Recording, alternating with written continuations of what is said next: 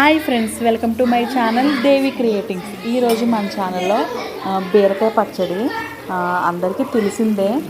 కానీ చూడండి, బీరకాయ పచ్చడికి ఇంత బిల్డప్ అని అనుకోవద్దు. ట్రై చేయండి, ఇలాగా బాగుంటుంది. బీరకాయ ముక్కల్లో మనం కొంచెం సాల్ట్ వేసి ఆ ముక్కలు బాగా మగ్గనివ్వాలి ఆయిల్లో. ఈరోజు ఏమైందంటే వీడియోలో ఫస్ట్ మనం పోపులు ఫ్రై చేసిన తర్వాత బీరకాయ ఫ్రై చేయాలి, కానీ ఉల్టా పల్టా అయింది. నాకు కొంచెం పని ఉండి కుదరలేని వల్ల ఫస్ట్ బీరకాయ వేసి అలా ఫ్రై చేస్తాను నేను. తర్వాత దాంట్లోకి పోపులు 10 పచ్చిమిరపకాయలు, 2 టేబుల్ స్పూన్లు ధనియాలు, ఒక స్పూను మినపప్పు, 1 స్పూను జీలకర్ర, అలాగే 1 స్పూను మనం శనగపప్పు. ఎక్కువ వేయకూడదు అసలు పప్పులు. మనం మినపప్పు, శనగపప్పు 1 స్పూన్ కంటే ఎక్కువ అస్సలు వేయకూడదు. అలా ఎక్కువ వేస్తే బాగుంటుందేమో అని ఒకప్పుడు నేను అలా అనుకుని అలా చేసేదాన్ని. ఒకసారి మా మమ్మీ చేసినప్పుడు నేను చూశాను. మా మమ్మీ రోటి పచ్చళ్ళు చాలా బాగా చేస్తారు.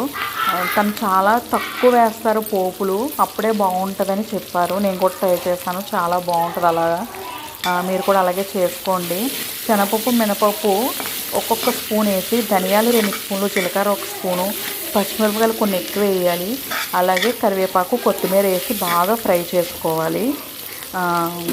నేను ఇందాక ఫ్రై చేసి పక్కన పెట్టాను అన్నాను కదా బీరకాయలు. చూడండి, ఆ బీరకాయ ముక్కలు బాగా ఫ్రై అయినాయి, వాటర్ అంతా పోయి. ఇప్పుడు మనం పోపులు బాగా ఫ్రై చేసుకోవాలి. బాగా ఫ్రై అయిన తర్వాత వాటిని తీసుకుని పక్కన పెట్టుకోవాలి.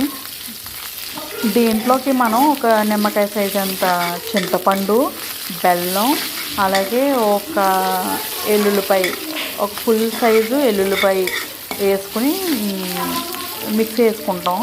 యాక్చువల్గా రోట్లో రుబ్బుకుంటే చాలా బాగుంటుంది. మనకి ఇప్పుడు అంత ఓపికలు ఎక్కడ ఉన్నాయి, మిక్సీ వేద్దాం. అదిగో చెప్పాను కదా, నేను 1 స్పూను ఉప్పు, కల్లుప్పు వేసాను, వెల్లుల్లిపాయ, చింతపండు, తర్వాత బెల్లం మిక్సీ పట్టేసాను నేను.